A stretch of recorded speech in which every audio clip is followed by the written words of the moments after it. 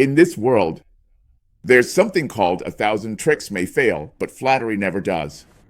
Flattery always works, especially when you're dealing with people who have narcissistic personalities and people who don't really have any principles.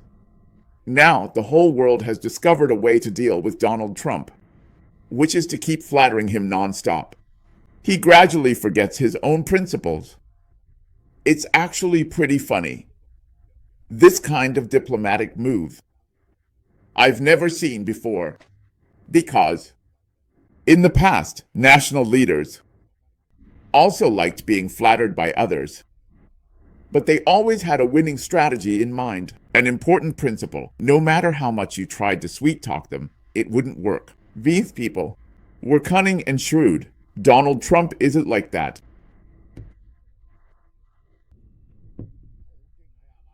You could almost say people flatter Donald Trump to the max. Full of energy, genuinely hardworking.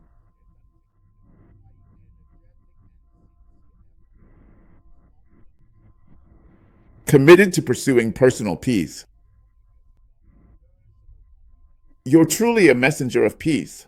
Such a profound opening statement.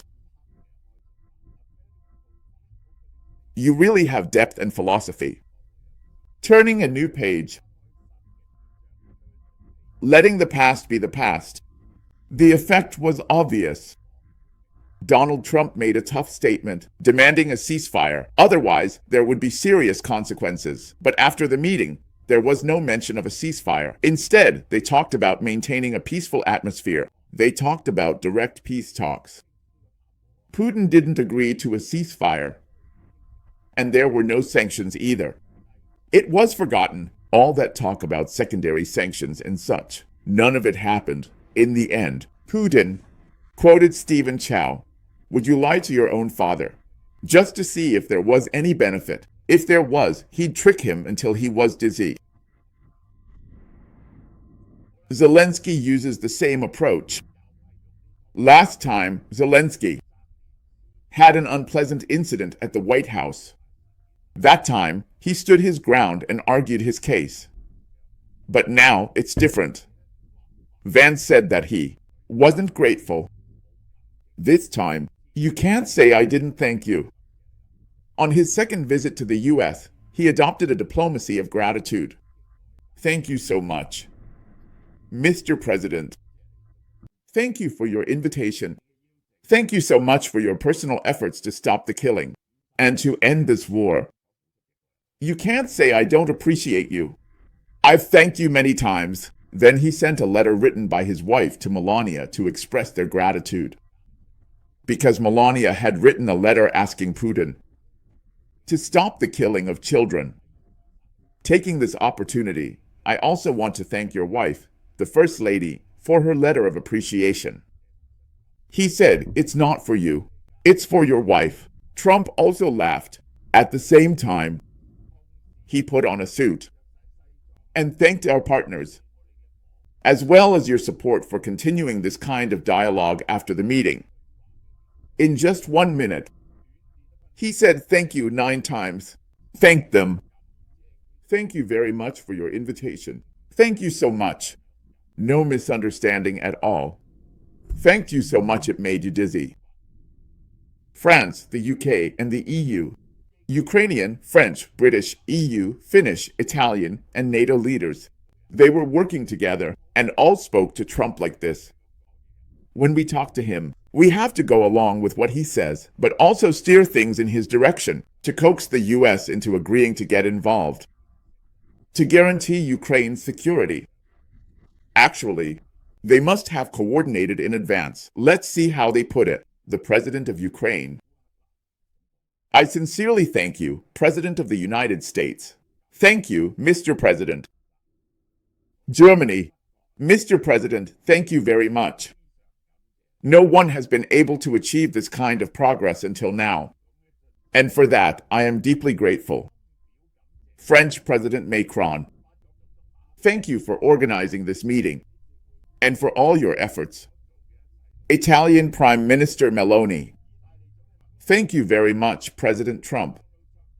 Thank you for chairing this important meeting today. Don't you think that's strange? Italy has steadfastly supported you from beginning to end. She is the one who has won Trump's favor the most. This Meloni. We haven't seen any sign from the Russian side, showing any intention to engage in dialogue. Now the situation has changed, and that's really thanks to you, Mr. President, German Chancellor. Thank you very much for inviting us this time. It was you who opened this path last Friday. At least. He mentioned a ceasefire again.